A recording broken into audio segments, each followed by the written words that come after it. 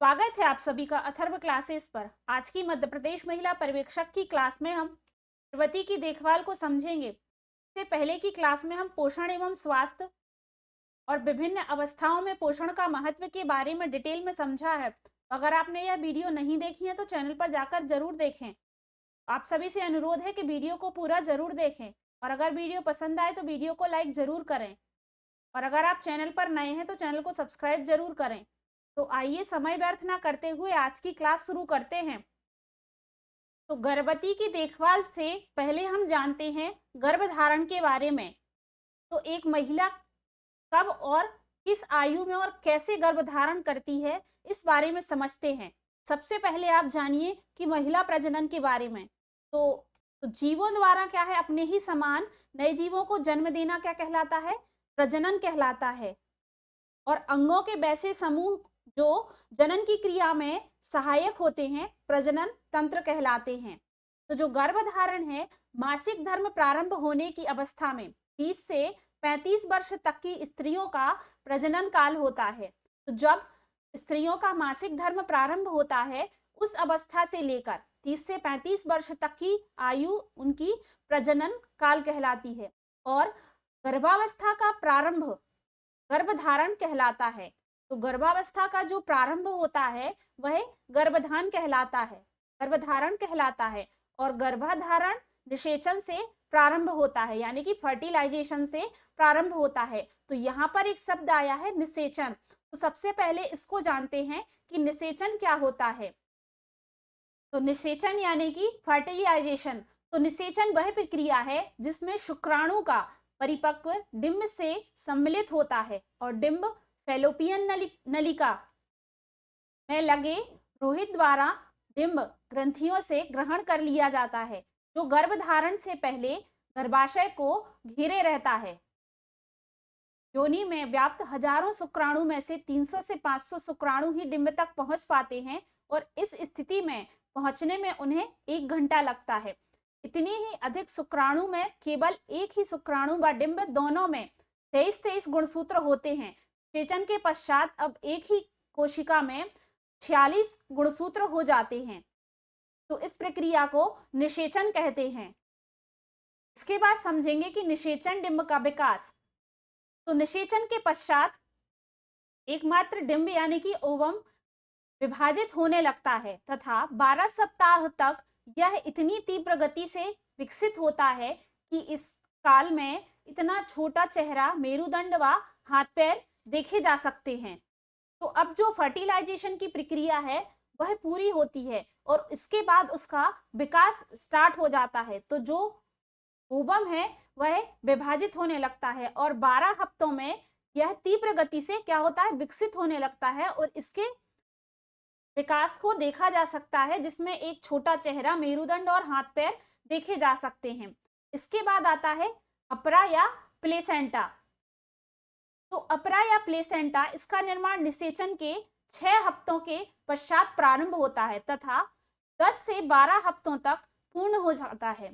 Placenta के जो कार्य हैं वह देखेंगे तो भ्रूण को गर्भाशय की दीवारों से जोड़ता है।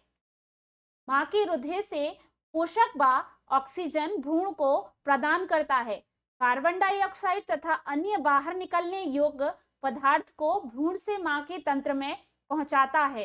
तो यह अपरा प्लेसेंटा का काम होता है कि भ्रूण को गर्भाशय की दीवारों से जोड़ता है, मां के रुधिर से पोषक व ऑक्सीजन भ्रूण को प्रदान करता है।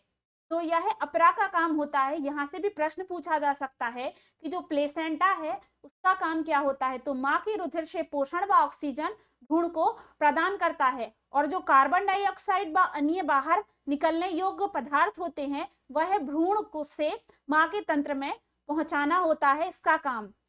और इसका निर्माण निषेचन के 6 सप्ताह के बाद प्रारंभ हो जाता है और 10 से 12 सप्ताह तक यह पूर्ण हो जाता है।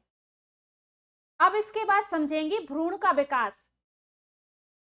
तो गर्भाशय के अंदर विकसित होने वाले बालक को भ्रूण कहते हैं। तो गर्भाशय के जो अंदर विकसित होता है उस बालक को भ्रूण कहा जाता है। गर्भाशय के अंदर भ्रूण के विकास की अवस्थाएं निम्न प्रकार बताई गई हैं, जिसमें गर्भस्थ शिशु के हृदय का निर्माण 20वें दिन हो जाता है। तथा वह 21वें दिन धड़कने लगता है। 5वें हफ्ते तक हाथ पैरों का निर्माण और एक बड़े सिर का विकास हो जाता है। तो ये याद रखिए कि एक गर्भस्थ शिशु के हृदय का निर्माण 20वें दिन हो जाता है और 21वें दिन वह हृदय धड़कने लगता है। 5वें हफ्ते तक हाथ पैरों का निर्माण और एक बड़े सिर का विकास हो जाता है।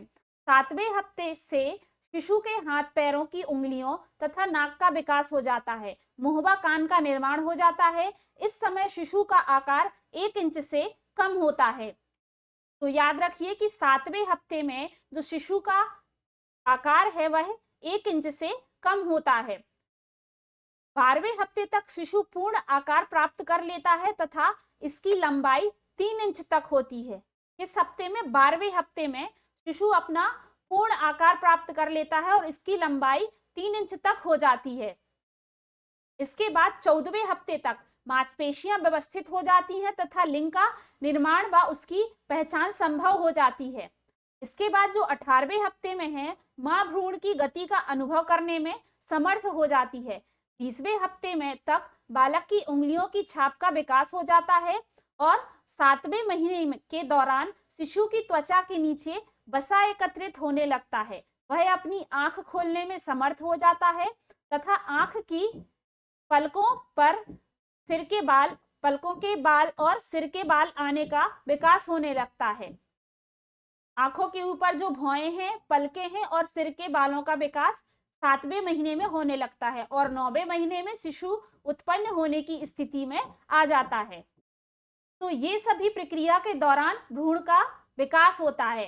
तो जिसमें शुरुआत से लेकर हमने पूरे 9 महीने तक देखा कि कहाँ किस प्रकार से इसका विकास होता है। अब इसके बाद देखते हैं गर्भावस्था, प्रेगनेंसी। तो भ्रूण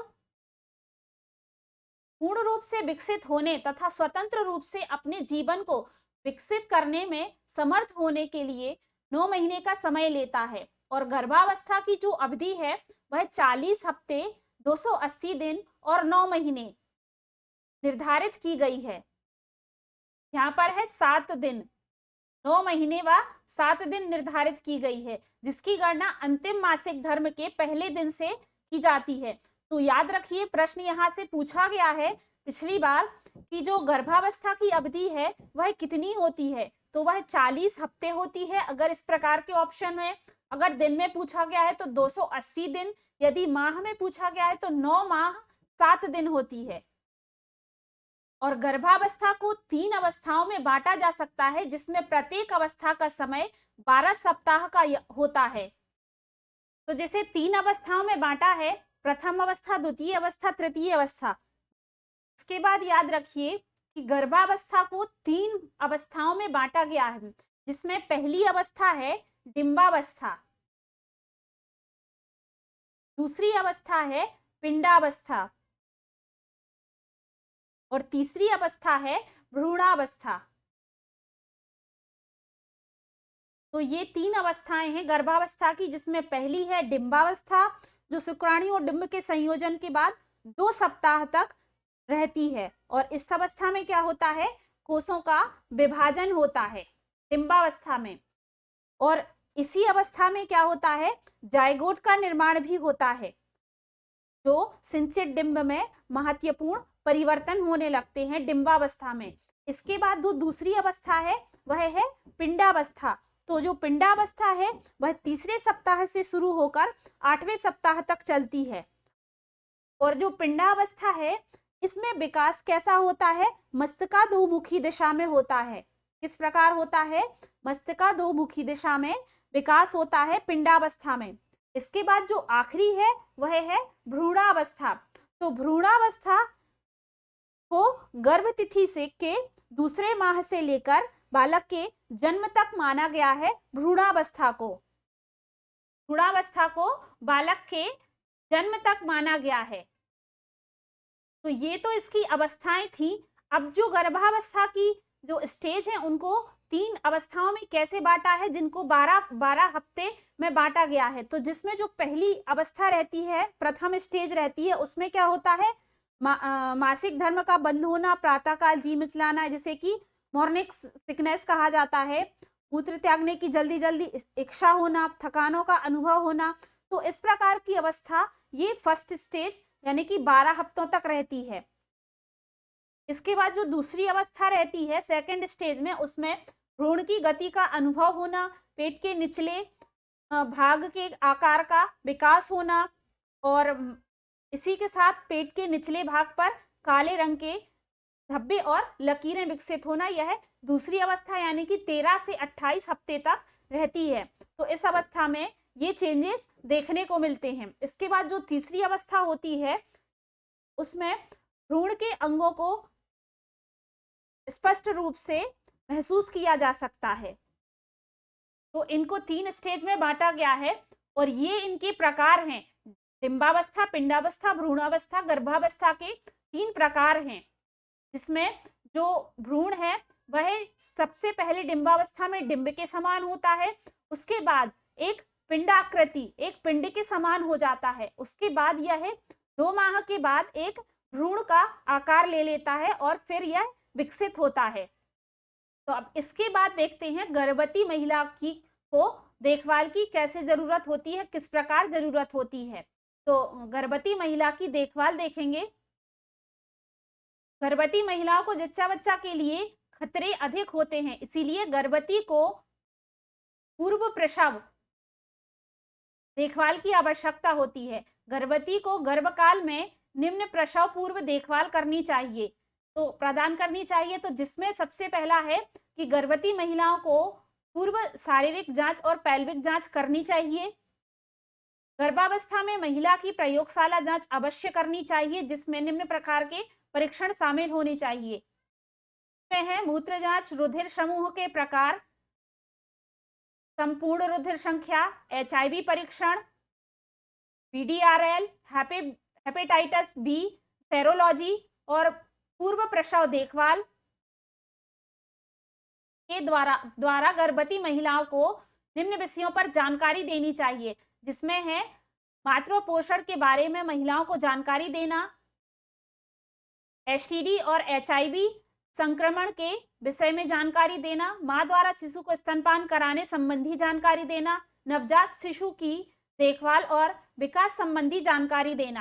साथ ही महिलाओं को गर्भावस्था में विटामिन, आयरन और कैल्शियम आदि की अधिक आवश्यकता होती है, तो उन्हें भोजन में सभी पोषक आहार अवश्य शामिल करें, तो यह बताना जरूरी है। इसके बाद गर्भवती महिलाओं को मानसिक रूप से स्वस्थ रखने के लिए उन्हें काउंसलिंग करते रहना चाहिए और प्रसव के उपरांत आने वाले परिवर्तनों, पारिवारिक परिवर्तनों के बारे में जानकारी प्रदान करनी चाहिए।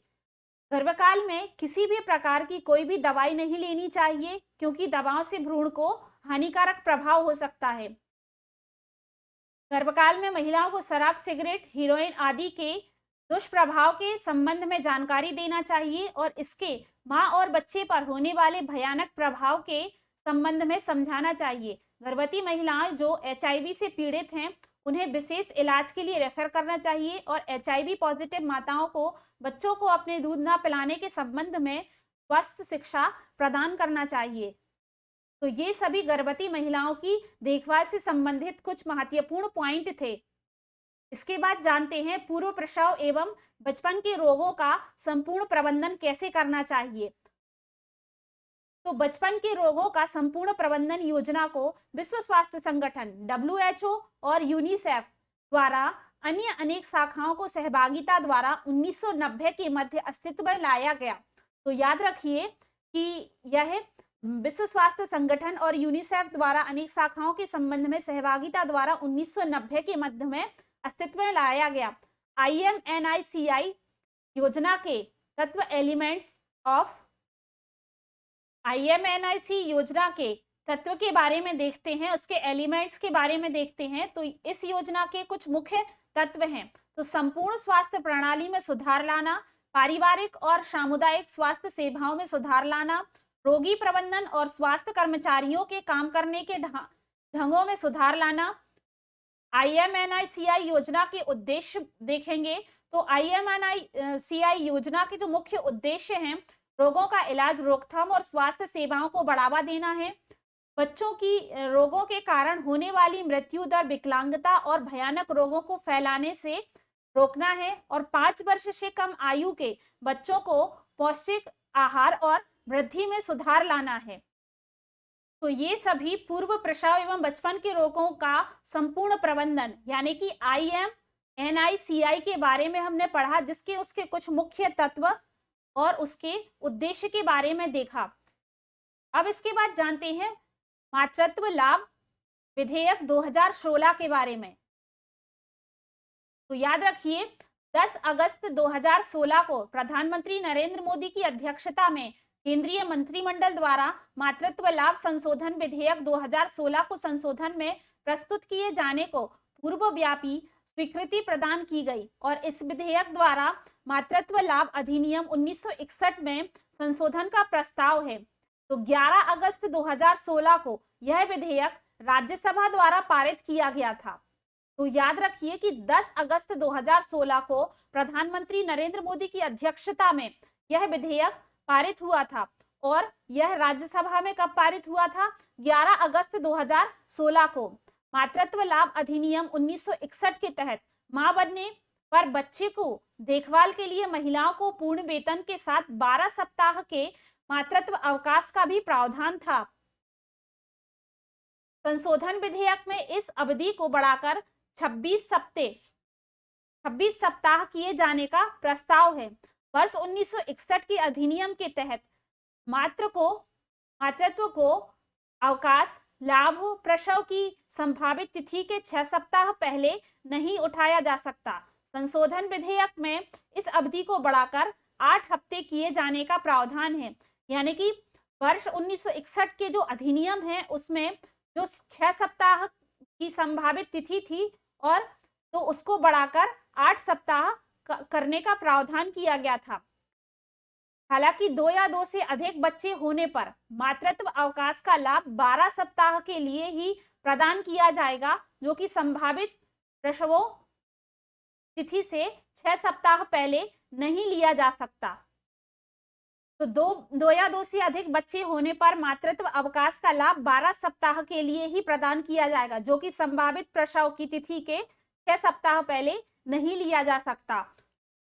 तो यह हमने मातृत्व लाभ संशोधन विधेयक 2016 के बारे में देखा, जो कि काफी महत्वपूर्ण है, प्रश्न यहाँ से पूछा जा सकता है। तो आज की क्लास में हमने गर्भवती की देखभाल से संबंधित सभी महत्वपूर्ण पॉइंट को डिस्कस किया। आशा करते हैं आज की क्लास आपको पसंद आई होगी। अगर वीडियो पसंद आई है तो वीडियो को लाइक जरूर करें और ज्यादा से ज्यादा लोगों तक शेयर करें। और अगर आप चैनल पर नए हैं तो चैनल को सब्सक्राइब जरूर करें। और चैनल पर आपको महत्वपूर्ण प्रश्नों की सीरीज चैनल के माध्यम से आपको मिल जाएगी, तो चैनल पर जाकर विजिट जरूर करें। साथ ही आपको महिला पर्यवेक्षक के लिए प्रैक्टिस सेट भी चैनल के माध्यम से मिल जाएंगे, तो आप चैनल पर जाकर जरूर देखें। तो जल्दी हम अपनी अगली क्लास के साथ मिलते हैं। धन्यवाद।